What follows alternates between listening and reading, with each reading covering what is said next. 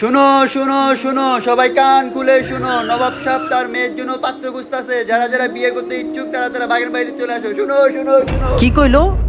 নবাব সাহেবের মাইয়ার বিয়া? তাইলে তো যাইতে হয় মামা। আরে নবাব সাহেবের মেয়ের বিয়ে দিব, এই সুযোগটাই তো কাজে লাগামু। তার আইতাছে।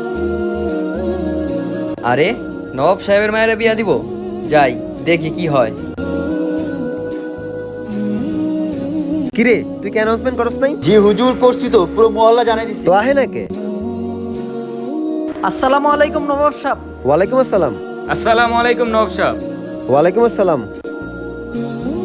আসসালামু আলাইকুম নবাব সাহেব। ওয়ালাইকুম আসসালাম। তো তোমরা তাহলে আমার মেয়েকে বিয়ে করার জন্য আসছো? তোমরা সবাই কে কি করো? নবাব সাহেব আপনার মায়ের আমি বিয়া করবো, মাসে লাখ টাকা কামাই। ড্রেস দেখছেন কত দামি? আরে তুই বিয়ে করবি তাহলে আমি কি ভাইস চাইছি? আমি কি মাসে লাখ লাখ টাকা কামাই না? নবাব সাহেব এই এলাকায় 20টা বাড়ির মালিক আমি, বুঝেন না আপনি? আপনার মায়ের আমি সব থেকে বেশি সুখে রাখবো। ও আচ্ছা। তো বাবা তুমি কি করো? নবাব সাহেব আমার তো থাকার মতো তেমন একটা ঘরও নাই। আমি কৃষক, জমিতে চাষ করি, দিন আনি দিন খাই। আপনার মেরে দেওয়ার মতো আমার কাছে কিছু নাই। ও নাকি বিয়ে করবো? তাও আবার নবাব সাহেবের মায়ের। এই থামো তোমরা। আর শোনো, আমি আমার মেয়েকে বিয়ে এই কৃষকের কাছে দিব।